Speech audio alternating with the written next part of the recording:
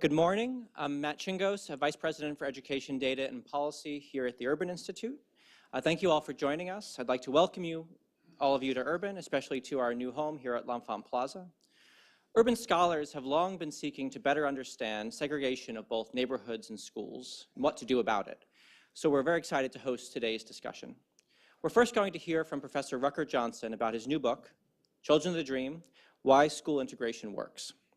Professor Johnson is on the faculty of the Goldman School of Public Policy at UC Berkeley and is a faculty research associate at the National Bureau of Economic Research. He's a leading scholar on the economics of education, whose work considers the role of poverty and inequality in affecting life chances.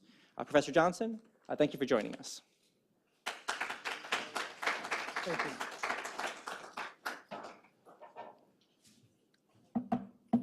Great. Well, I'm delighted to be here. I want to thank Urban for hosting this great event and all of you for coming out. You know, I'm reminded as we lead into the panel discussion that we're looking forward to of something that Mi Mua once said. She was the first Hmong to be elected to a legislative seat in the country in Minnesota in the early 2000s. And she said, every time I get up to speak, I get a lump in my throat. And my grandmother said, the lump that you're feeling in your throat represents the voice of all your ancestors that came before you that had no voice. And now you have voice, and you're speaking on their behalf. And the voice you are feeling, that lump that you're feeling in your throat, is their demanding that you represent their life experiences. And so as we begin today, the lump is there. And I think it's a curious thing that there's such policy amnesia about the boldest education policy we've ever pursued as a nation. School integration represents the most ambitious and controversial social experiments of the past 50 years, and yet it remains widely misunderstood. You know, as Mark Twain once said, it's not what we don't know that kills us, it's what we know for sure that just ain't so. And that really brings us to the amnesia has resulted in a giant series of failed school reforms that I contend will continue if we don't take seriously the lessons that can be drawn out from the first generation suite of equal education opportunity policies in this country: school desegregation, school funding reform, and expansions of preschool investments through Head Start. And import the lessons from that trio of policies to have a better way to address the persistent opportunity gaps that exist between lower income children and children from more affluent families and communities. Now, as I think about the starting point, we have to lay out a number of myths. 3 myths of school integration. The first is that we tried it for a very long time. We're approaching the 65th anniversary of Brown. We did this. It didn't work. We hear that desegregation failed, that it was social engineering without any real benefit, and moreover, it's no longer relevant today. That it's antiquated, there's no contemporary relevance beyond desk drawer history to be disposed of. That it was really just about shuffling school children across schools, and yet the reality is quite different. First, there's only about a 15-year window in which significant integration efforts occurred. We reached peak integration levels in 1988, and in each year since, we've regressed back to segregation levels to the point where the levels of segregation classrooms are as segregated as they were before integration began in earnest. And so we really gave up far too soon. And yet, despite the unprecedented racial diversity of today's school children, more than half attend hyper-segregated schools in which more than half of their school children, more than 3/4 of their school children, of their peers are of the same race, white or minority. Now, All of this is to say that we've turned away from school integration as a goal and desegregation as a strategy. And part of that is because of the myth that it didn't work. And then when in fact, the period when there was the greatest racial convergence of achievement gaps, of earnings, of educational attainment, of health, correspond precisely with this period of cohorts that were exposed to integration. And what I'm going to put forth to you today is using rigorous data over 4 decades, where we've both traced the life outcomes of children followed from birth to adulthood across 3 generations, from the children of Brown to Brown's grandchildren. And what we document is not only that these had lasting impacts on educational attainment and earnings and broke the intergenerational cycle of poverty, but we also see that it affected not just the children of desegregated schools, but had lasting impacts for their children's outcomes as well.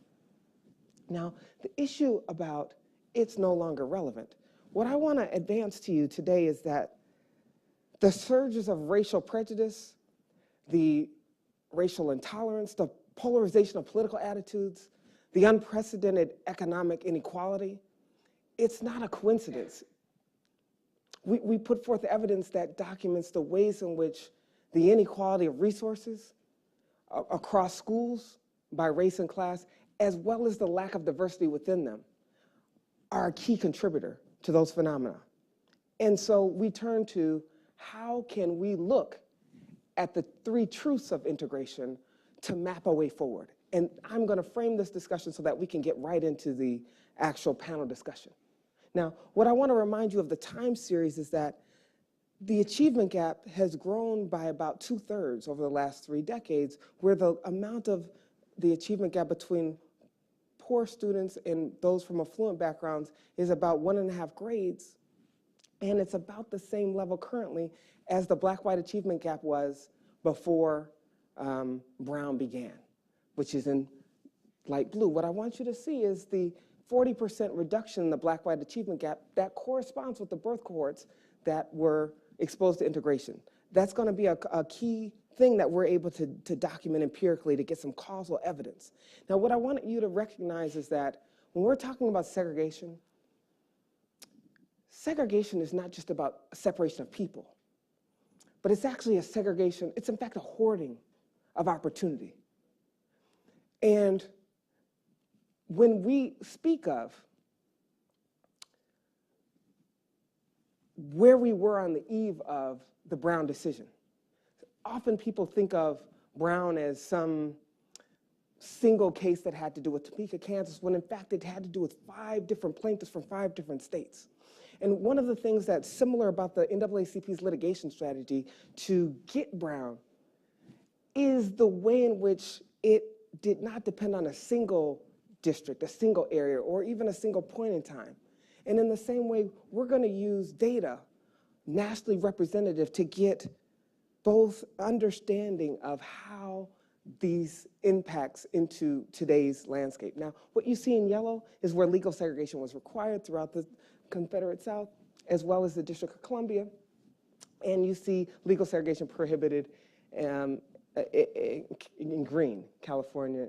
And what I want you to kind of understand is moving from desegregation to integration is moving from access to inclusion. It's moving from exposure to understanding. And that process doesn't happen overnight, but what we want to understand is the ways in which the pace and the slow and uneven pace of integration, as well as school funding reforms and Head Start. And so when I think about this trio of policies, I want you to understand that encapsulated within them is integration seeks to achieve the goal by redistributing school children. School funding reforms by redistributing resources. And Head Start by redistributing the timing of public investments back to the earliest years of cognitive development. And what we document is each of those 3 policies has individual long-term impacts, but it's the synergy between them that's where the magic happens. It's when we have a collaboration of policies that we actually see transformation in the lives of kids. And that means understanding the connections between early life health investments, educational investments, the connections between pre-K and K-12 school investments. Now, politicians are fixated on short-run budget deficits when we should be more concerned with the deficits of opportunity facing children from lower income and disadvantaged backgrounds. Now, let's turn to the evidence. Now, a set of legal scholars compiled entire case inventory of every known school desegregation court case, the type of school desegregation plan implemented. We acquired that data. We append to it and adjoin with it the entire case inventory of every school funding reform case, school funding reform formula, along with the Head Start spending from 1960s all the way to the present. And one of the things that you want to recognize about the timing of desegregation is the first decade after Brown, as legal scholar Walter Gilhorn described, the pace of integration was one of an extraordinarily arthritic snail. Now, what I want you to appreciate about that is look at the map of this timeline. This is where you see a red is where there was an initial court order. Without court orders, there wasn't actually any significant integration. It's the first decade after Brown. 64 Civil Rights Act puts teeth in enforcement. We see a major acceleration between 64 and 72. I want you to see this pink coloration coming in and beginning in the 90s, which is when there becomes an acceleration of the release of court orders. This is where we are today. Now, the release of the court orders effectively returned student assignments on average to neighborhood schools. And because of the significant residential segregation by race and class, that just increased significant concentration of poverty in schools and concentration of affluence on the other hand. Okay? So what we do is we use this timing and the slow pace as a kind of laboratory of innovation where we can get ripe conditions in a natural experimental context to look at what works, why it works, and how it works, both integration, school funding reform, as well as aspects of Head Start, okay? And it's the cohort variation in the differences in exposure that give us leverage to be able to do this. Now, in our work throughout the book, we were able to do in-depth interviews with the pioneers of integration, with the pioneers of school funding reforms, and interviews with teachers and Supreme Court judges and who oversaw some of the landmark state rulings, as well as children and parents that lived through these landmark reforms. One of them, this is Chicago Public Schools, the first integrated kindergarten cohort in 1964, March. This is the classroom photo. I want to bring your attention to, in the third row here, in the third row here, Paul Gorin. He's the white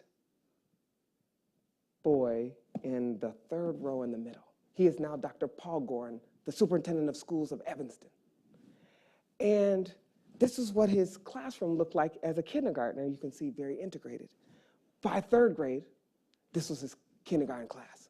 Now, I want you to note, Paul is still in the third row, farthest to your left. He's still smiling. But the rest of his class of his same race, the white flight, it just highlights the significance of the white flight that accompanied. Now, this is third grade, this is fourth grade. Now, one of his classmates, Forrest Jones, he's now Dr. Forrest Jones. He became one of the most significant physicians to desegregate Chicago public high school, Chicago hospitals, I should say. Now, the key thing is what they contribute in the book is insights around how the real estate industry conspired to resist the integration movement. He talks about how the real estate agents would call his parents relentlessly with fear tactics to persuade them to move. All I want to underscore with that is it's not just the South, but in Chicago, we see the same kind of resistance early on with, this is Dorothy Counts Scoggins, who we interviewed, the first to integrate the Charlotte public schools. Dewania Kyles, the first to integrate the Memphis public schools. The point is, it's the aerial view that comes from the quantitative evidence that's immersed and integrated with the qualitative evidence to get inside the black box of like what happens in schools with these dynamics in the transition to integration that makes the difference. Okay? Now remember, we're using quasi-experimental design to compare otherwise similar children so that there would be a black child born in 1960 who may have experienced integration throughout their school-age years because of the time in which integration and court orders happened in their school district of upbringing, in comparison with another black child in a neighboring district, but who was already 17 by the time a court order arrived at their district, and so they went and were confined to segregated schools throughout their school-age years.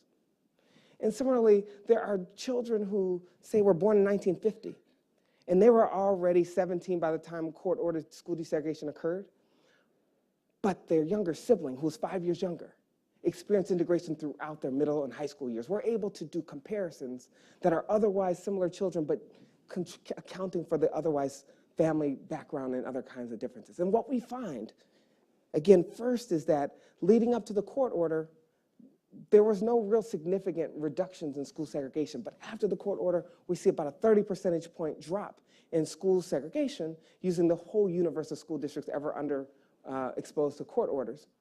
And yet, what's missed in that conversation is the way in which resources before integration efforts were disproportionately allocated to the majority white schools within the district. And what school integration did is it enabled school resource equity, in which we saw about a 20% increase in the amount of school spending for that black children experienced relative to the same children from those same districts before school desegregation plans were in place.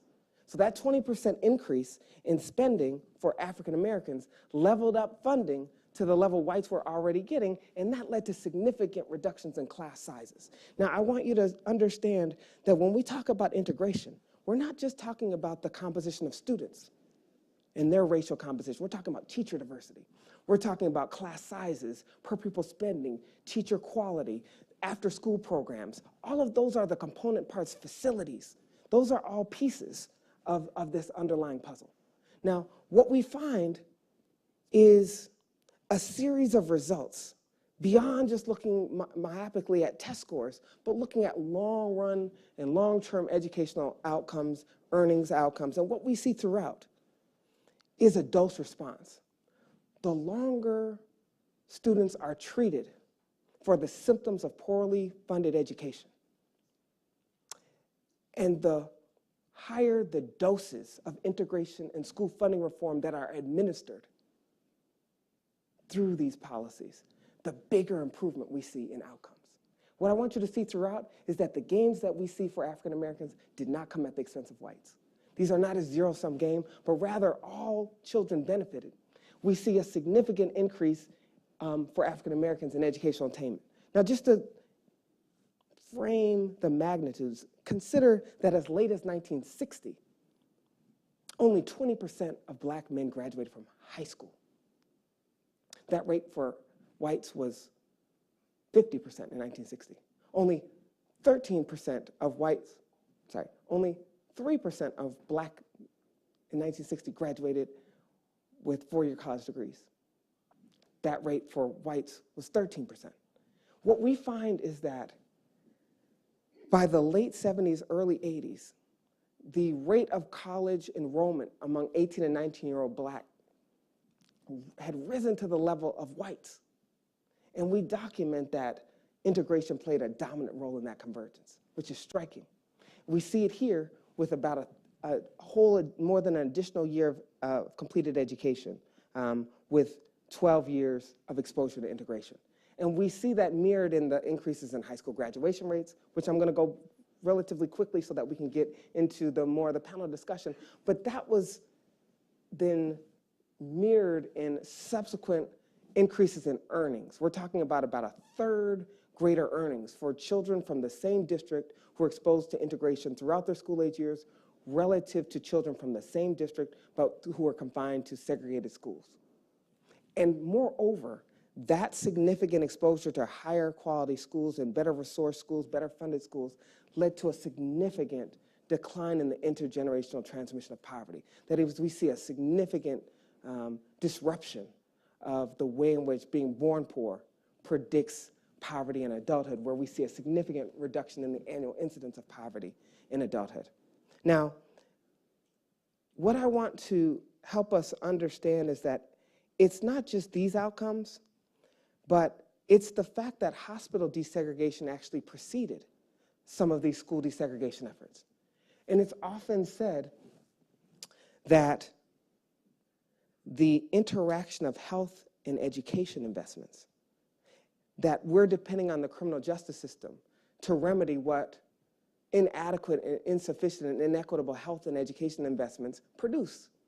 And one of those we see in the form of incarceration, that we see some of the best antidotes to criminal involvement are actually access to high quality schools, better resourced schools. We see that through the funding reforms that I'm going to at least highlight quickly, and we see that in the school desegregation results as well.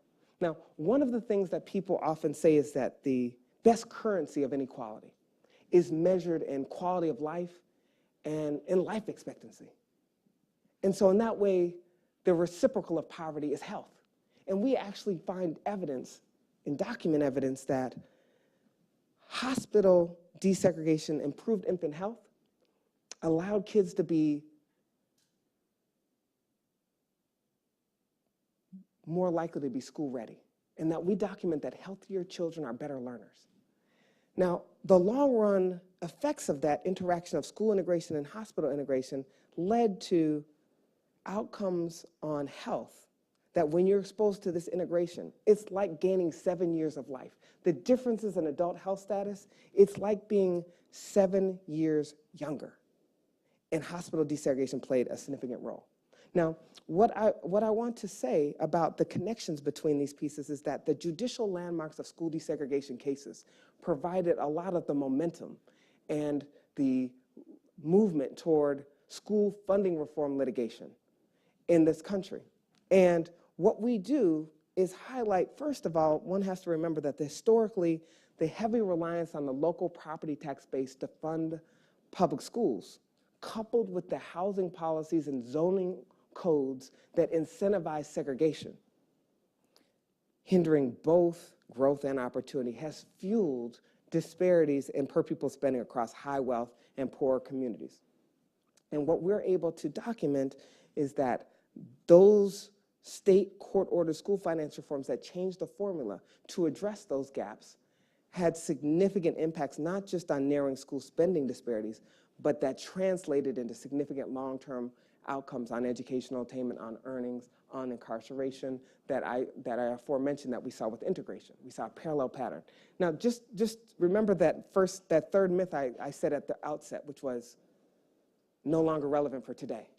Let me just remind you that when we're looking at spending disparities between rich and poor districts today, this is 2012 as an example, Pennsylvania is among the most regressive state funding systems, where their lowest income districts spend about a third less than their affluent districts.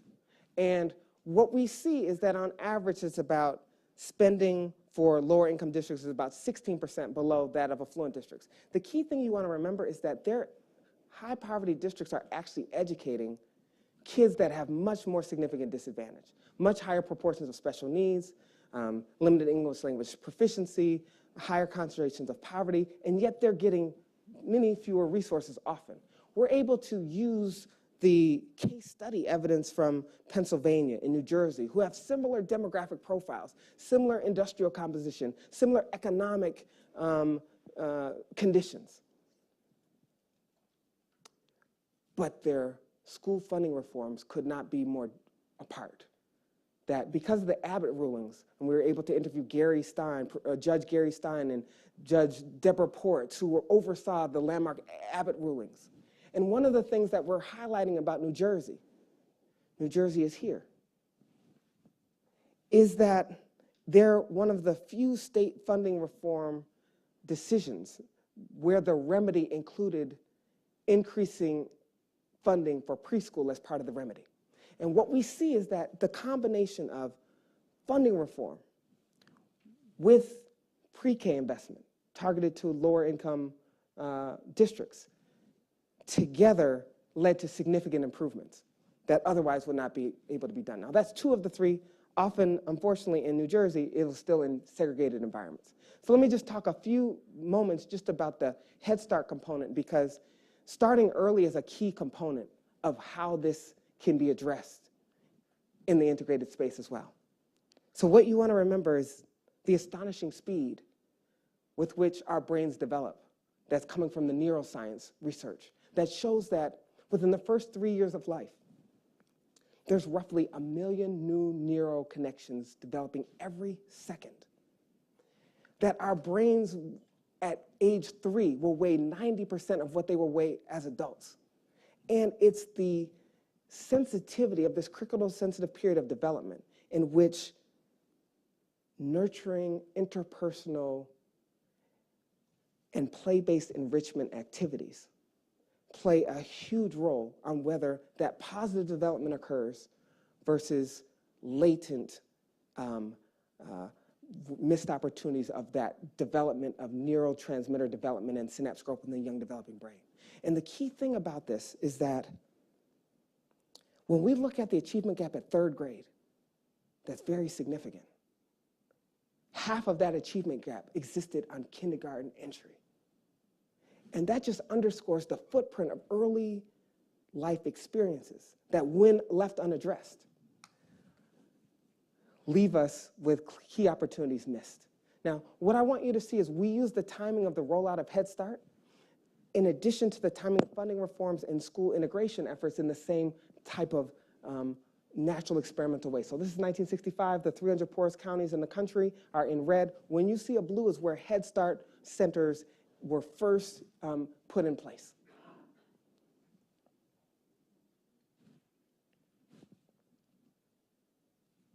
Now that was fast, but what should stand out to you is how fast the map became blue. That is, the majority of counties had their first Head Start center between 1965 and 1970. We're able to contrast otherwise similar 4-year-olds before Head Start happened to those same children in the same communities, but before access to major pre-K investments occurred.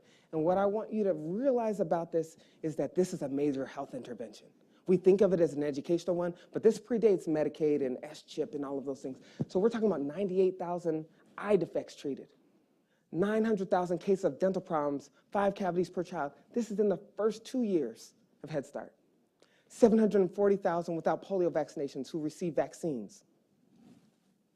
1 million given measles vaccinations. What I want you to think about is these pre-K investments are not just an investment in kids' knowledge and in their health, but it's an investment into their future ability to acquire knowledge into the future. That it's like a type of immunization. And like with many vaccines and immunizations, they require a series of booster shots to be sustained. And the school funding reforms in the K-12 period represents that series of booster shots. Now, what we find,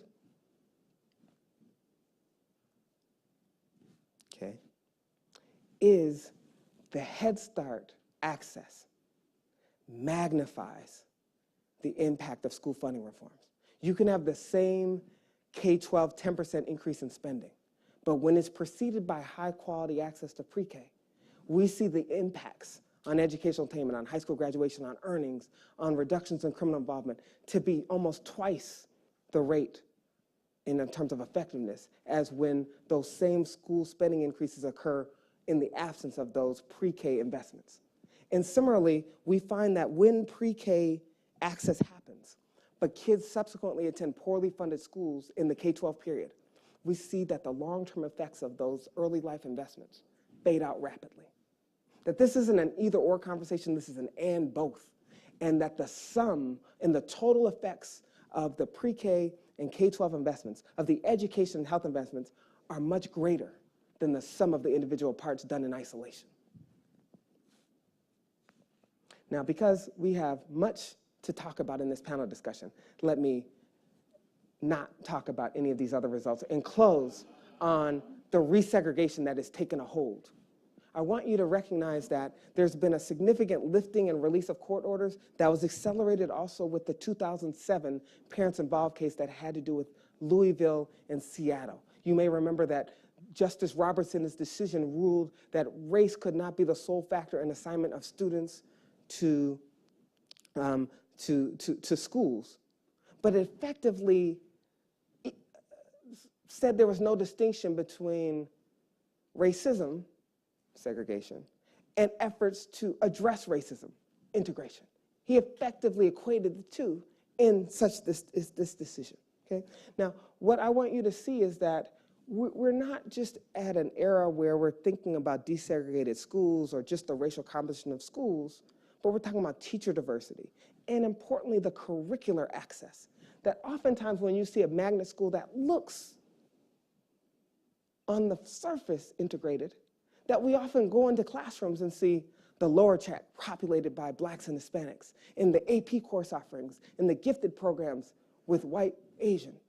And one of the things that's important about this is we are able to, people and researchers have documented that nationally representative evidence from even recent periods shows that Black and white high-achieving students with the same test scores in third grade, Black and white, that Black children are a third less likely to be placed in gifted programs. And that teacher diversity and the way we do our screening programs in ways that address teacher implicit bias is a critical part of that not continuing. Okay? Now that's part of the resegregation piece, because what we see is when, in the same way I was looking at the timing of school integration, I then subsequently look at more recent cohorts born since 1980 and look at their exposure to segregation as induced by the release of the court order that led to significant resegregation of schools. Leading up to the release of the court order, we saw improvements in high school graduation rates among African Americans. And then we see the flat line after the court order is released due to both the concentration of poverty that ensues. Now, teacher quality is a big missing ingredient to school funding reform and the school integration conversation. A lot of the reason this is happening is because some of our highest quality teachers are selecting out of those high poverty schools because they both get burned out, but also they don't get the support and the resources necessary to do this work. And so what's left in the wake is many more inexperienced teachers teaching the most students in need. That's part of this conversation. Now, I am entering the close. And what's important about this close is that we should not only be concerned with the educational outcomes, the economic outcomes, the health outcomes that are generated by the unequal opportunities or when we don't address these issues in equal opportunity ways. But we should consider the ways in which, based on our interviews and a set of results, the ways in which true integration is a healer of divisions, that it acts as a catalyst, an incubator of ideas, and a gravitational pull to bring communities together. We actually witnessed this, but then saw it erode through the lack of support in the longer run. This issue of diversity is really the art of thinking individually together. It's not about uniformity. It's about unity without uniformity. As Martin King once said more eloquently, people fail to get along because they fear each other. They fear each other because they don't know each other. They don't know each other because they have not communicated with each other. Now, we sought to test this compact hypothesis by assembling nationally representative data from the National Longitudinal Study of Adolescent to Adult Health that has children followed from adolescence to adulthood, but importantly in adulthood they have self-reports of racial attitudes that social psychologists have used to have indices of prejudice and racial intolerance. They have assessments of political attitudes where they live in adulthood in terms of the diversity of their neighborhood, the diversity of their adult friendship networks. We're using all of that information to characterize how exposure to school diversity early in life, in the K-12 years, affect these later life racial attitudes. And we find significant connection wherein, without this exposure, these biases are much more likely to be cemented. That exposure to diversity in grade school significantly impacts one's outlook on race. And we see socioeconomic status, colors, perspectives on race as well. And what's important about this is from liberal political views, the racial diversity of adult neighbors, the diversity of the schools that you send your kids to is all connected to how much diversity you were exposed to in childhood. That in 1972, only 25% of black students in the South attended schools in which more than 90% of students were minorities. Among districts that released a court order, that proportion is now 53%. Are attending schools that are effectively apartheid schools. Now, the intergenerational transmission of these early parental exposure to desegregation, because I want to leave you at least on a more optimistic note about the generation to generation, if we do this right, that we see that those children who were the early generation of exposure to integration, that are now in their 30s, 40s, and 50s, who now have their own kids, we're able to follow their children's outcomes as they are now entering high school and college years and early adulthood. And we find that their parents' exposure to integration significantly led to increases in the next generation's likelihood of graduating from high school, their test scores, their college attendance rates. So in summary, because we really want to engage in this bigger conversation with the talent that's in this room and the talent that's been assembled on this panel. And what I just want to underscore is what's clear about the forecast is that diversity is going to be a centerpiece of our collective future. The only question is whether we're preparing our students for that reality. And the only real question also is not really so much about a failure that we had in looking in the wrong places, but it's that we made the faulty assumption that there was only one place to look. And when we look at school desegregation, school funding reform, expansion of early pre-K, they all represent a component part of the solution, but incomplete in and of themselves. And it's why we must search for integrated solutions to the issues of educational opportunity for all children, irrespective of race, socioeconomic status, zip code. Thank you.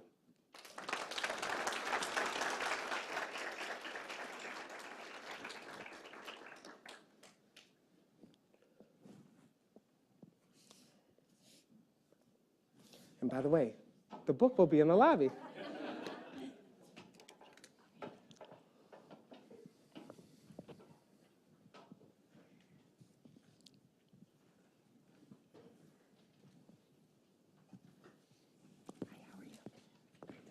Thanks so much, Rucker. That was, it was both moving from the first sentence and really compelling. I especially like your argument about the trio of policy interventions because I think so often we either look for silver bullets or we look at the impact of a single intervention and declare it a failure because we haven't addressed the pre and post interventions that are needed to make it a success. So I'm really excited to be here today with this terrific panel. Let me do some quick introductions and you'll see what a great set of intersecting perspectives they bring to the issues and the insights Rucker has raised. So first, let me introduce Matt Gonzalez, Director of School Diversity for New York Appleseed. Matt co-founded and serves on the steering committee for the New York City Alliance for School Integration and Desegregation. And he also serves as a policy coach and mentor for the youth advocacy group, Integrate New York City. Ananya Tadakanda is the student member of the Board of Education in the Montgomery County Public School System. She's a senior at Richard Montgomery High School, and she currently serves as the chair of the board's Strategic Planning Committee and a member of its Policy Management Committee. You've already met Rucker, and Tomas Monarez is a research associate here at the Urban Institute in our Center on Education Data and Policy, and his research focuses on a range of education policy topics that relate to economic and racial inequality, including the factors that affect racial segregation in schools today and policies for tackling them. So I'm going to start with Tomas. And you've done a lot of research that's focused very currently on the kind of tools education policymakers have in their toolkits now to tackle integration. I'm really interested in what you're learning, what tools they're using today, and what do we know about what works and under what circumstances now, 65 years after Brown? Right. Yeah, thank you for having me. So as Rucker had mentioned, during the release of all these court orders from desegregation court orders, a lot of the topics that they were talking about in those discussions were neighborhoods are already segregated, and that's why schools are segregated, and because it wasn't the intention of these local government school districts to have residences be segregated, they shouldn't be required to alleviate those problems, right? So it's sort of the problem has now been characterized as residential segregation is what determines school segregation. And so we've done some research on that here at Urban, and we indeed find that, in general, if you have very segregated residences and neighborhoods, you're going to have segregated schools. But that is not, totally fate. There's a lot of policies that school districts have that can mediate the relationship between neighborhood and school segregation, including how school attendance boundaries are drawn, and I've done some research on that, and trying to find, when you have schools set in certain places, you can, in a sense, gerrymander a map to try to achieve greater integration, in a sense, like good type of gerrymandering of school boundaries. And then there's also the expansion of school choice in public schools in the US, and we're also trying to study how school choice interacts with the preferences of parents, with schools, with teachers choosing their schools, and how that's going to determine sort of the fate of segregation. We have some work coming up on that. And the other thing that I wanted to mention was that, the way that these jurisdictions were drawn, normally we think about desegregating school districts, but school districts themselves are, often like a pocket of white students, and they're next to another school district that is a completely different local government, and it's a pocket of, majority minority students, right? And so there have been the Milliken decision, and the Supreme Court sort of said that desegregation across school district lines was not going to be necessary, but that's where we see the bulk of school segregation nowadays. So if we don't address that, there's not going to be a significant solution to school segregation. That reminds us both of this really complicated causal arrows going both ways between where we live and what schools our kids go to. Yeah. The choices people have made about where to live and where their children will go to school, and whether we can find solutions as long as we have residentially segregated districts. That's a challenging one. So I think, Ananya, we'd love to hear what brought you to the issue of school integration, and really how you're seeing it as a priority in your community and for your generation. Sure, absolutely. Thank you. So I think really where our work as students on this started was when we really saw and we observed, and we got to an age where we noticed the clear differences between our schools in this incredibly diverse Montgomery County that we always talk about. We pride ourselves on our diversity. We are majority minority. But as we got, as students, as we student activists and student government leaders, as we got to middle and high school, we started noticing that there were schools that were right next to each other that looked completely different. And lo and behold, as Rucker was mentioning, the schools had a complete disparity in the number of honors or AP classes offered, in the level, like the amount of experience the teachers had. And we were confused first about why that was still a reality, because just freshman year we learned in our government and history classes that this was not legal. So, a lot of pent-up frustration, and started reading some literature about real efforts that the school system made to integrate that just kind of failed, because essentially what happened was, in the community engagement journey, the communities who were able to come and voice their opinions were the exact same communities that wanted anything but school integration.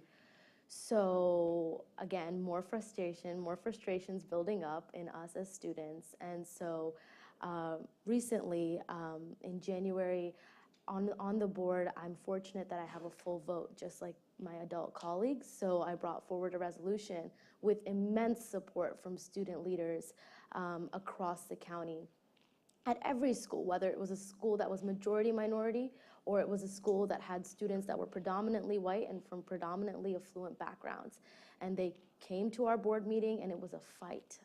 It was truly a fight, because we had people testifying that they didn't want those kids in their schools, and that it wasn't their problem, that those kids don't have opportunities. And there was even one parent at a community meeting who mentioned that if those kids' parents cared, they would have bothered to show up to the meeting. And we all know the realities behind a 6 p.m. meeting that could be 30 to 40 minutes away from someone's home, right? So just all of these things are kind of propagating, and so we did get the study commissioned, but now as we engage in this study, we're doing extensive community input, and that's where it becomes very, very difficult to really get the voices at the table who want integration to happen, because we know that, in our minority, especially Montgomery County, there's a high intersection between poverty and being of a minority background, which means that a majority of these parents are also still at work when we're having these meetings. So how can we expect them to come to a community meeting about a boundary study, which they may not even know about?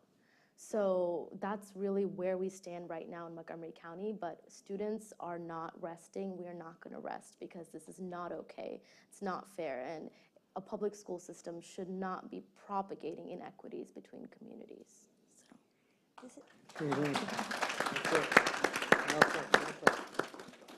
It's really exciting to hear and inspiring. And what's encouraging here is that Montgomery County is a big enough county, and it is one school district with tremendous diversity in that school district. So there's an opportunity there to deploy, test, pursue some of these strategies that are impossible in cases where the racial lines and the district lines coincide so closely. So there's real hope there that's encouraging. Before we open up the conversation more broadly, I want to give Matt a chance to talk about how these issues are being tackled in New York City. Yeah. Again, a complicated intersection between where we live and how we've segregated ourselves residentially, and where our kids can go to school and who they are able to go to school with. Yeah, thank you. So we've made a lot of progress in New York City, despite 65 years of really not doing anything towards the pursuit of Brown. And I really just want to kind of highlight that in the last 2 years, there's been a really dramatic increase in the number of individual schools in New York City and actual community school districts. New York City is 5 boroughs broken up into 32 community school districts. It doesn't sound like a lot, but 3 of those districts actually have implemented district-wide integration plans. And I say that because when I started the job with New York Appleseed 2.5 years ago, there was literally one school who had, literally one school out of 1,800 schools in New York City who had any type of integration diversity plan. And I credit not myself with the growth of a lot of that, but really with the voice of students and the persistent advocacy by young people and the collaboration that they've had with adult allies, and really pushing us to do more. And so I just wanted to kind of highlight the importance, not just of kind of tokenizing and having students sit on panels and talk about things, and that's not what we're doing here, but really listening to what the expertise that they bring to the conversation, because like this is a playbook of how to really navigate power and structure. So thank you for all the work you do. It's dope. And so in New York City, you know, we have one of the most diverse cities on the planet. We have like the third most segregated school system in the country. And so a lot of that is very much related to the residential segregation of New York City's housing policy. But you know, I think New York City offers a really interesting kind of space is that we certainly have residential segregation. We also have a lot of really diverse communities. We have neighborhoods where you have housing projects across from like $1 million, you know, towers.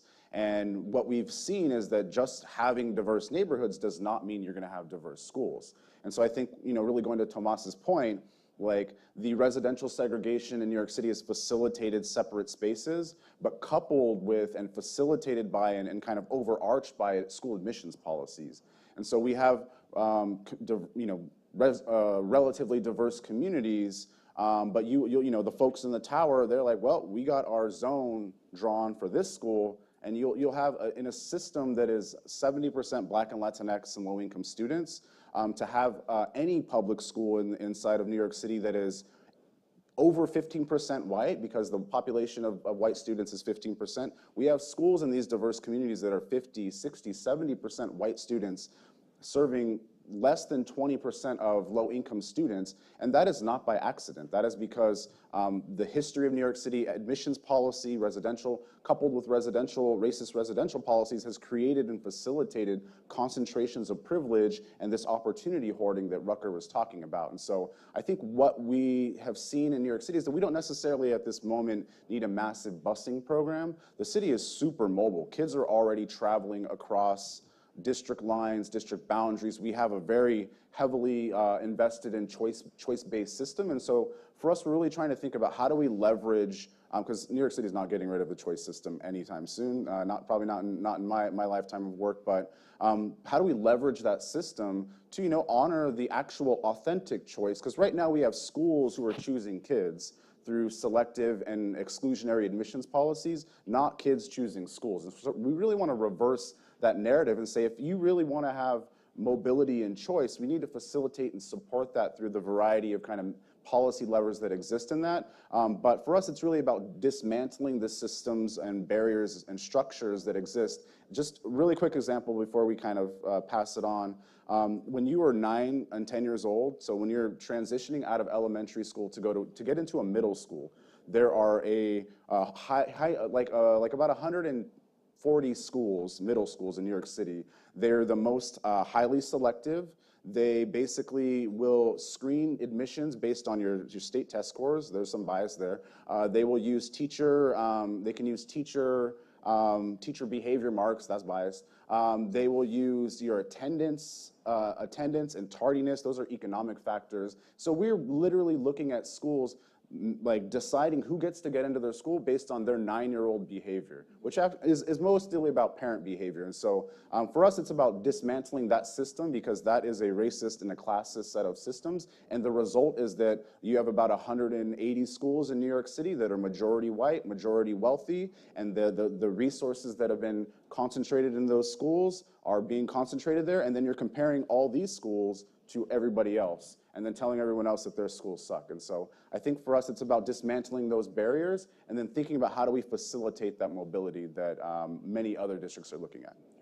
I just want to reinforce all three panelists are just right on the mark about how important it is to amplify these things. So I just want to say a couple things. So 900 students accepted into the elite exam school in exam high school in New York. 900, 7 were African American.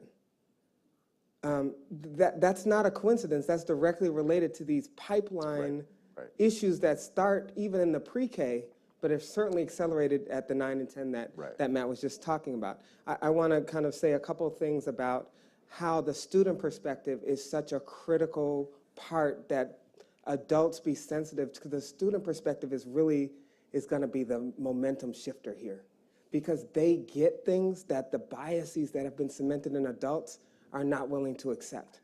So that's one thing I want to highlight. The other thing I want to highlight is this resegregation patterns. Do you think that the AV folks could turn to the slide that's like right after my last slide, while I'm just saying this one point?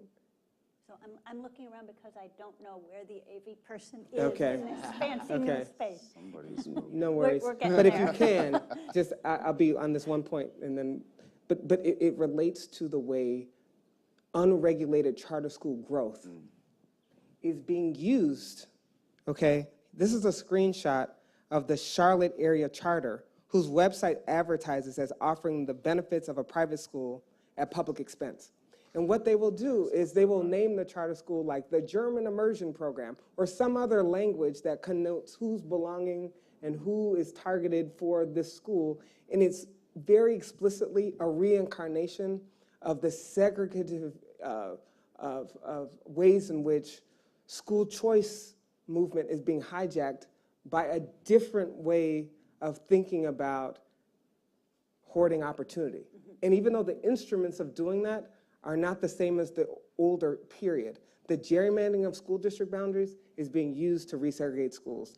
The unregulated charter school growth often is being used to resegregate schools along race and class lines. These are not a coincidence of just parents making individual atomistic choices. This is a systematic process, and I'm only saying this because there are serious consequences that are affecting children's later life chances.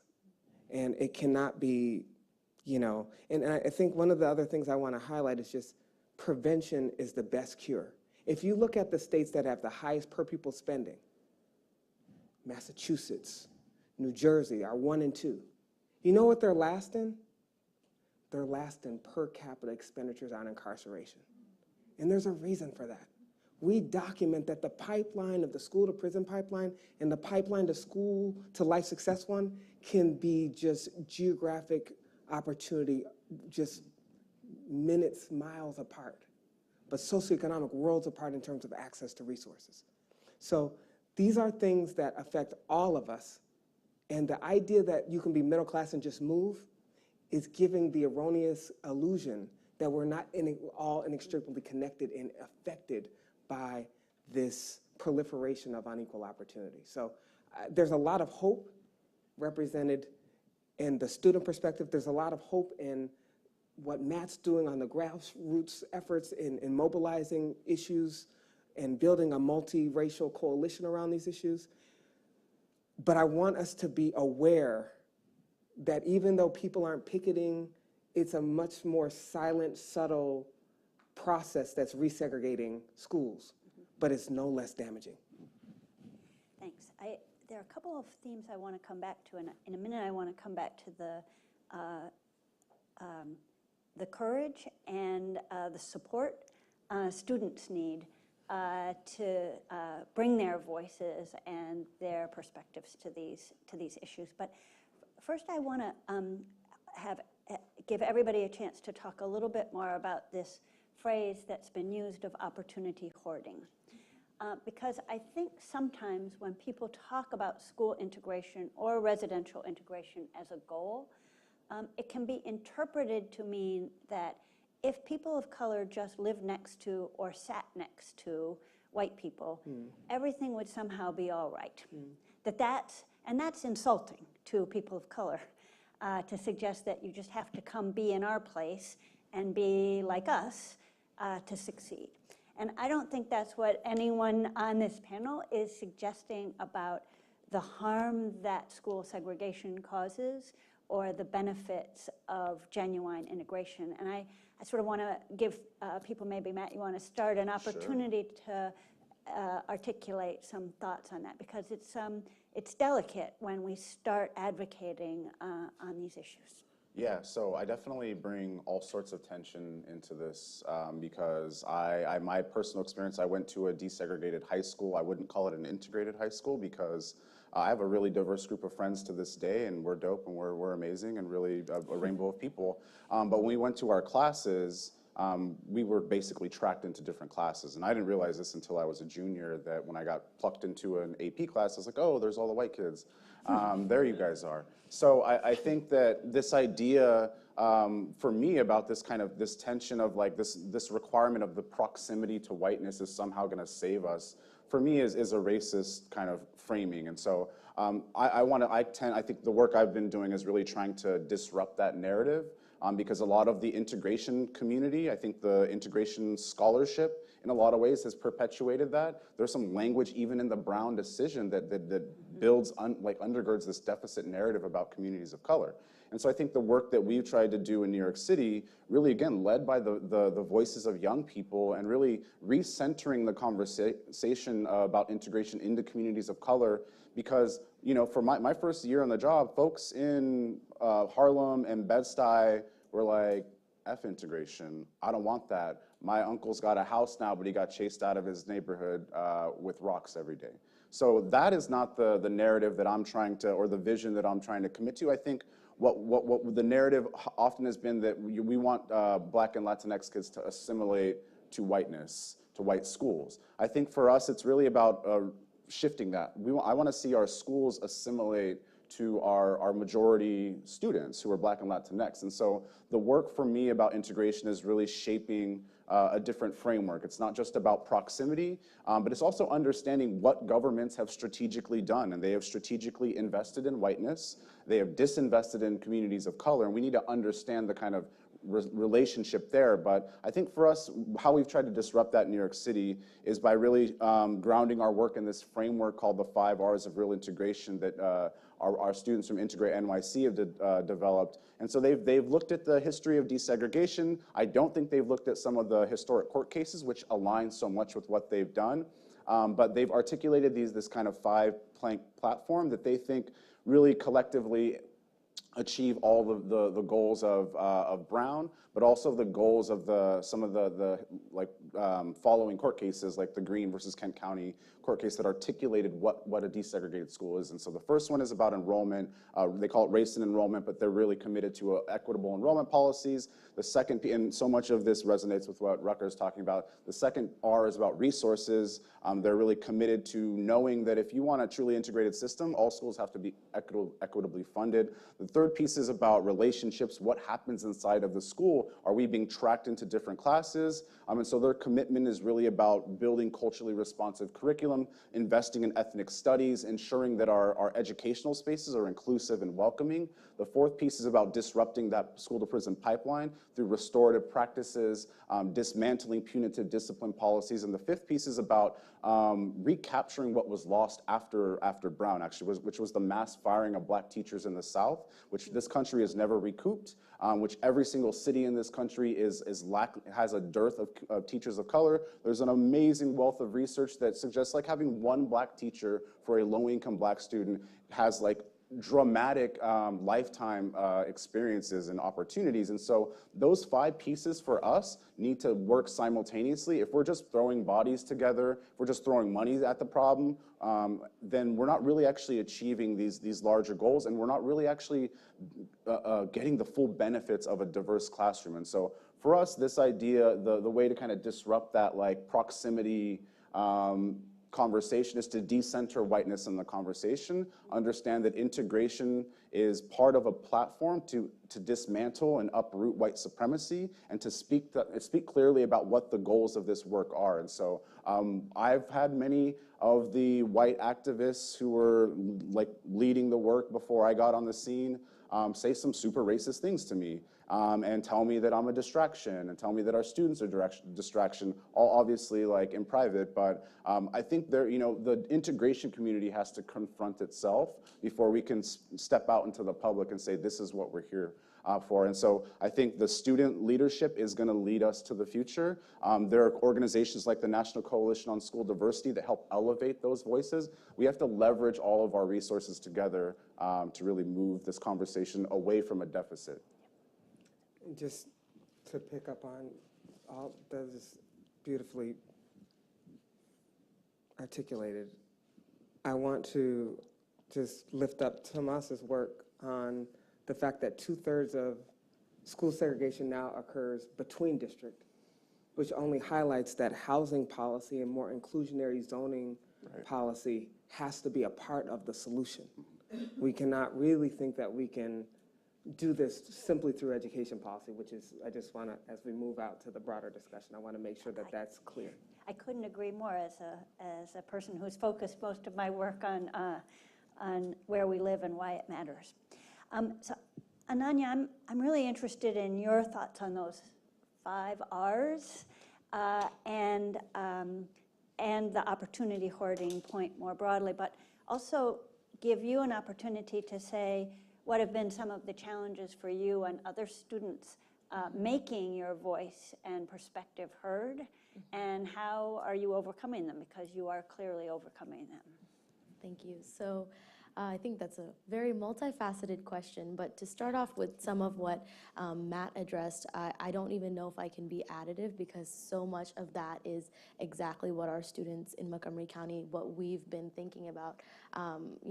We do have some high schools, for example, that do reflect the diversity in Montgomery County optically, but when you walk into a classroom, when you walk into an AP class, all of a sudden, all of the Black and Latinx students are missing. And it's almost like, where did they go? I thought they were 15-20% of the school, and it's like, oh, they're all in on-level and honors classes because their teachers didn't recommend them to go into the AP course, even if they have the same grades. So so we talk a lot about, and one of the criticisms that I did get in commissioning this resolution was that this is not the solution to the opportunity and achievement gap. And by far, it's not the one and only solution. There's a lot of work that we need to put into really truly integrate and really make sure that the benefits that we intend to bring with school and integration are fulfilled. So for students, it's really, yes, we see these disparities in schools, and we know that just by putting students in the same school so that they reflect the numbers in terms of diversity, it's not going to solve the problem. But what really sticks with us and in our advocacy, what keeps us going, and what keeps us really on the path to pursue integration and then pursue all of these additional supports and systems that we need to put in place is just that one phrase: separate is inherently unequal. As long as we propagate systems that keep us separate, there is no possible way to achieve equity for all of our students. So that's really what we try to reiterate at our community forums and our events. In terms of the challenges, I definitely think so. I started on the process of crafting my resolution with the support of students in October of 2018, and we had it going to the board table on December 4th, and it would have to sit for a month and be voted on January 8th. And on January 2nd, I called my colleagues asking them about whether they would vote for it, and one-on-one, and I had 2 votes out of 5 that I needed all of a sudden. And in December, when it went to the table, I thought I would be able to get this resolution moving forward. So every sentence, every phrase, recrafting it to meet the needs, meet the qualifications, I guess, of the other board members. I think I would say that I probably, along with students, spent at least 30 to 35 hours just on the phone in the first week of January. But at the end of the day, it did pass. But like I said, some of the language that was added as a result of those conversations, like, for example, the community engagement piece, I knew that was an initial, it was something that our board wanted included, but I knew that it would create a barrier to getting the voices who really, really, really need to be part of the conversation there because of the time and the location of both the community meetings and our board meetings, which our public comment period is usually in the middle of the day. So who are the parents who are going to come out of their job and come there? It's a self-answering question, right? And I knew that the community engagement part would be the biggest challenge because really where this all started was on 2 boundary decisions that were made last year in Montgomery County that almost it felt like it was intentionally propagating segregated communities. And the support for that argument was that, oh, the community wants to stay in their neighborhood school. But my question there would be, if you're going into this community, it's 70% Latinx, and you're telling, so a lot of, and it's 70% ESOL as well. So it's not only do students not speak English, but parents likely don't speak English either. And you're telling them they're gonna have to be on the bus for 10 more minutes to go to a new school, versus you tell them that they're gonna go to a school that actually has AC, that has a state-of-the-art building, that has computers in the media center, et cetera, et cetera. What answer are you gonna get out of those 2 questions? So, that was just one example of how community engagement was crafted very specifically to warrant a specific outcome. And that was me before I was on the board. That's what I saw from the outside. So I knew the community engagement would put some roadblocks, but students are really turning out to those meetings, hearing a lot from these parents who do not want students of color in their schools. It's just impeccable to me that in Montgomery County, they have it's always been there, right? The scary part is these people now have the courage to come out into public and say these racist, xenophobic, classist things about students, about like kindergarten through 12th graders. We're just trying to go to school and learn. That's all we want. And just because we put in these efforts to bring equity to our students doesn't mean that these populations, and one parent even said that you're dragging down the top, who are at the top, whatever that means, doesn't mean that you're taking anything away from them. If anything, putting diverse schools as a main initiative is only going to help all students thrive in the diverse world that we have ahead of us. So, thank you. We're going to open this conversation up to everybody in just a second. But Tomas, I feel as if we've heard both that tools at the disposal of a district can be valuable and constructive. They can also be used to resegregate and hoard resources further. Do you have a sense from your research about sort of the balance of those uses of this kind of tool that can be used in either direction, really? Right. I don't know whether I'm feeling optimistic or pessimistic as I think about this. Yeah, I definitely think we need a lot more evidence about the political economy of school districts and these local governments, and who has a say, who's able to show up to these meetings, to these community, and what happens at community engagement. And there's something to be said. There's some new research coming out on sort of the political composition of school boards can matter in terms of these decisions. In my own research on school boundaries, which was trying to take a national perspective and just focusing on school boundary maps, I was sort of testing the hypotheses of what's more common. Do you see bad boundaries, or do you see good boundaries, or do you see like boundaries? And I think the most common answer is that you would see boundaries that exactly just replicated what the neighborhood would have given you, right? So if a local government is disinterested in school integration and they're living under the status quo of residential segregation, they don't need to make evil gerrymandered boundaries that increase segregation even more. They just leave it as is and call it neighborhood schools. Everybody goes to the nearest school and it's segregated. And in the cases where we do see some sort of like intentional shifting of these boundaries, we see that they're done for good, but they don't really sort of cure the problem, right? You have a sort of long tail to the right of school boundaries that do seem to try to attempt to integrate, and that's highly correlated with whether they're still under a desegregation order. It's not correlated with whether they used to be on one, but now they've been released, there might be some regression, once they're like the case of Charlotte, where they had this sort of like famous busing scheme, and then when they ended that, they reverted back to a neighborhood schools, and under a residentially segregated city, that meant a segregated school system.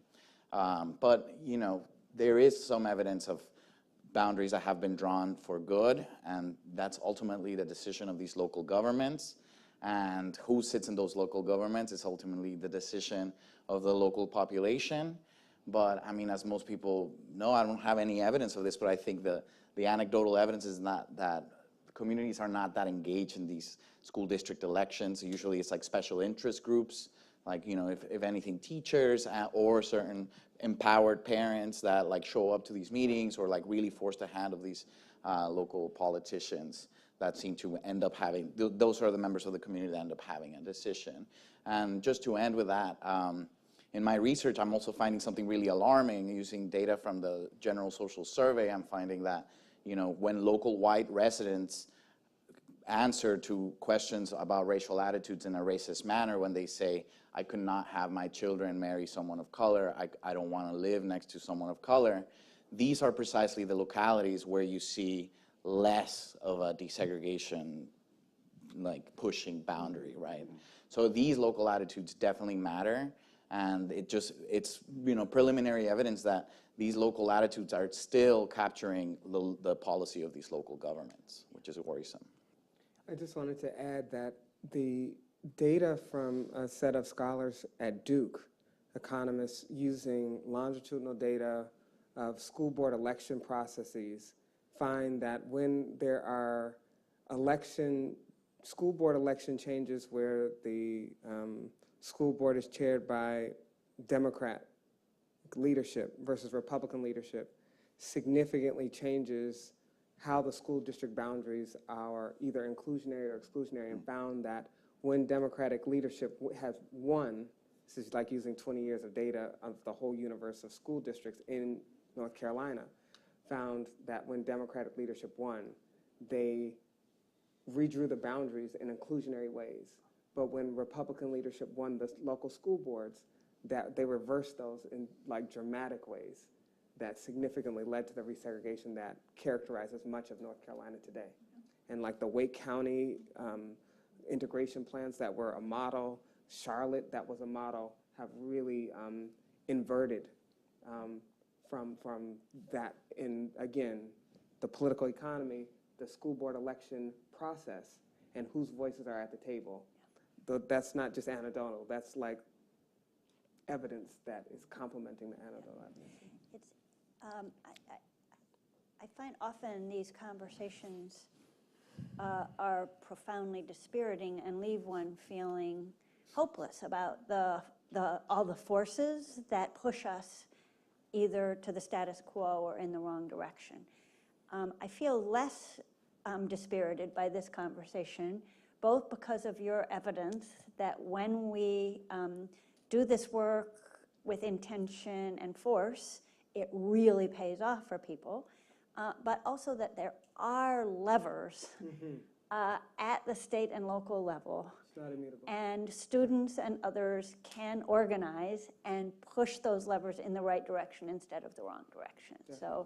So it's worrisome, but not hopeless, it feels to me. So I want to open this conversation up, and maybe we'll take like 3 questions, points at a time, and then come back to the panel. So right here. And is a mic going to come to people, or are we so great? Hi, I actually had the honor of serving for 4 years on the Board of Education with Ms. Tataconda, and she is absolutely amazing. And I just want to highlight this point that you all, and this is a phenomenal panel, by the way. This is just an extraordinary conversation, that our students have been in the forefront of this for several years. So to the point about the boundary change that Ananya was referring to, the board members chose to segregate 2 newly opened schools even further by race and class, further creating segregation. And after that point, Matt Post, who was the previous board member, said we've got to highlight diversity a little bit more in our boundaries. So it's not just about geography, and utilization of facility and stability over time, but diversity matters, let's weight that a little bit more. The board voted against it. We did not have the votes. So I brought it back to the policy committee, and when Ananya got on the board, and I was ready to give up, and Ananya would not let it go. And she would not let that conversation end until we had 3 out of the 4 votes, even though one of the board members said, Jill, people just don't want to mix. There's nothing we can do about it. So then she continued the fight after I left, and now the students are leading the way at these community conversations that Ananya referred to. The students are showing up in droves, sitting down with the adults at the table and trying to assuage their fears about forced busing and what these kids are going to do to their kids and how their property values are going down. So truly, when you can put a student at the table, as you said, and make their voice matter, it does make a difference, and that's what gives me hope. Make no mistake about the segregation in our schools. Everything is exactly the way it was intended to be.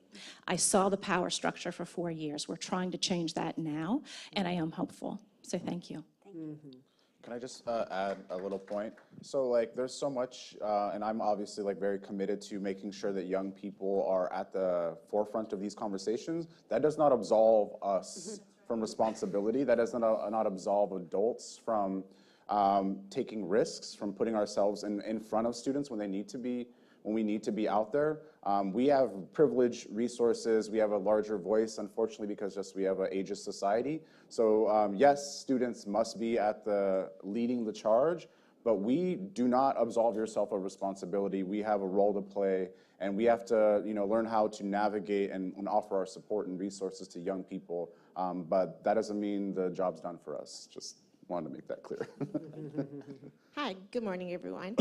So with relation to the idea of resegregation, what role do you believe that gentrification specifically plays with school segregation? Specifically, as gentrification rapidly implodes our neighborhood families, and they're increasingly displaced to areas that they either cannot afford or there is no sufficient schooling.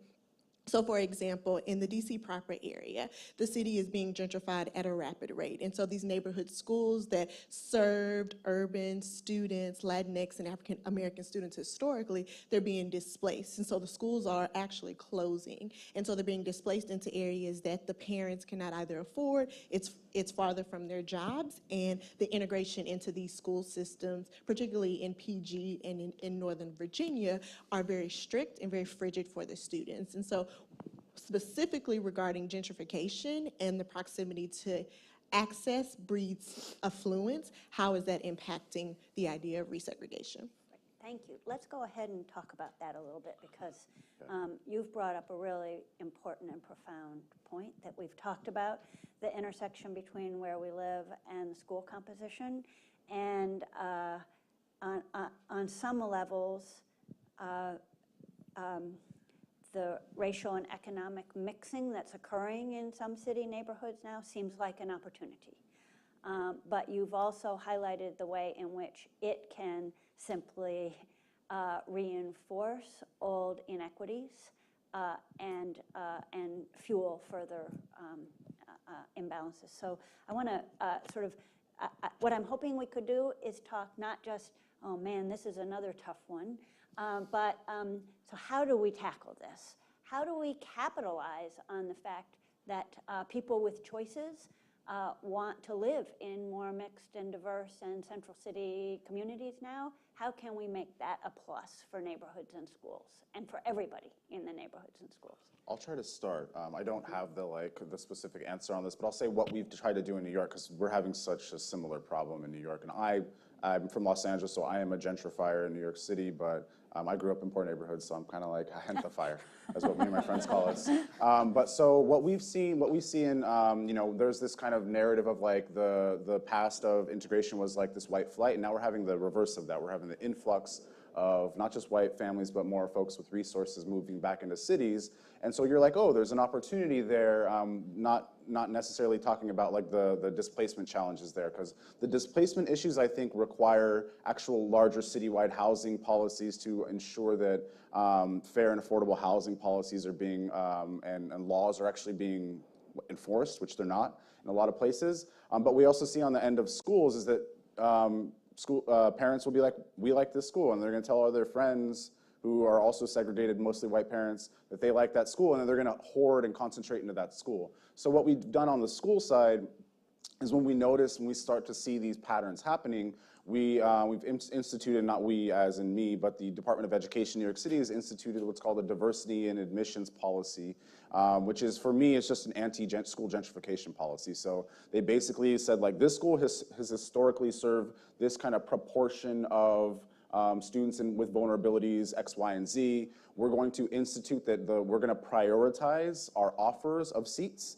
No one's getting any seats because it's all a choice system. We're going to prioritize our offers to students in temporary housing, students with free and reduced lunch, students who have incarcerated parents, a whole range of things that schools can actually design themselves. That is mitigated in some ways the impacts of school gentrification. What we're thinking about more broadly is that I sit on a mayoral citywide school diversity advisory group with a bunch of students and advocates, and we just wrote a 100-page report a couple months ago on what we should do. In that process, we were talking with this group who's doing the Affirmatively Furthering Fair Housing initiative in New York City. So we're talking about where we live and how we learn together. There's not a whole clear set of these are the answers, but I think school nerds and housing nerds need to be talking more together. And what I found is before, at least in New York City, before the last couple of years, we were not having conversations. I know that much about housing policy and that much about school policy. Housing folks know that much about education policy. And so the more I've learned, we've started to overlap our conversations. Some of the same tensions are the same. And so I think, again, this is not a solution, but I think a pathway forward. We need to be building school advocacy, housing policy advocacy together, and this is really a point Rucker probably is going to say better than me, but yeah, so I think there's initiatives, and I believe DC is also doing the AFFH process too, so folks who are doing education policy and the housing policy, that process, those processes are about creating access and ensuring folks have access to housing and schools. They need to be done together and in coordination. And interestingly, the Affirmatively Furthering Fair Housing effort, which at the federal level is on hold now, Yep. but is being pursued in some places, it got to this same point that this conversation has gotten to, that it is not just about mixing people up. Right. It is about creating real equity of choice and opportunity. So it's exciting to think. I'm inspired that at the Urban Institute, the school nerds and the housing nerds can come together more than we have in the past. So we only have about 2 minutes left. Let's take Do you want to some more. take a couple take some more, more, yeah. and then we'll stop? So there are 2 over here, and then I'm afraid we'll have to. Thanks. call My it a day. benediction to this all is this. I think it's we have the data, right? So the question becomes more of one of what are you individually going to do about it after we leave the door? That's number one. Number two, I think it's not a panacea, but it's a solution, or at least a suggestion. And it's a shame from the data that we are more moved by either court order or, as society, financial incentive. So I suggest that one of the things that we can do is have it where in those communities where they have very great teachers, that there's a teacher rotation. And those teachers that desire to get more money for doing a rotation in a low income or less performing school, that we put the money out there for them. So what you do is you don't necessarily move the school, but you move the resources. And it can be a rotation on a 3 or 4 year grant, fellowship, or what have you. I guarantee you that would probably diminish some of the problems, if not resolve it. Do we have time for one more? Interesting. Good idea. Hi, I was just wondering what you think about programs where people would go into areas to help parents with their children. In other words, parents who aren't comfortable reading to their children because their reading skills are low. Do you think these are programs that are helpful because Head Start, our pre-K programs don't exist all across the country, obviously?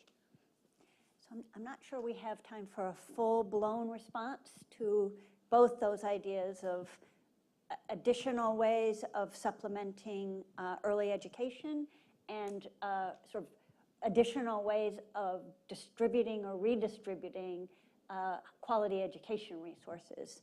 I think what I want to do is just give Rucker the opportunity for a last word in those contexts or others.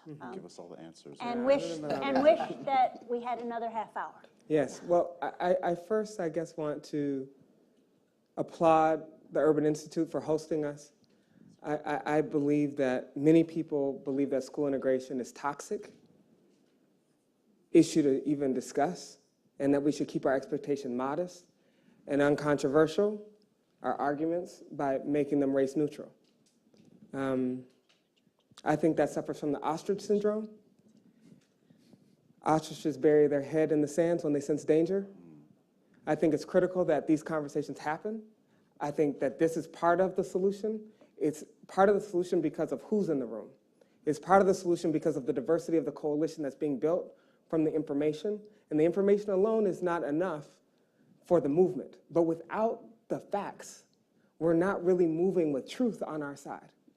But with truth and recognizing that the elephant in the room is who's at the head of the classroom, and that our teachers and the supporting of high quality teachers and a more diverse set of teachers and supporting them through resources cannot be optional, but is a prerequisite to move forward. So I want to thank the Urban Institute. I want to thank the fellow panelists.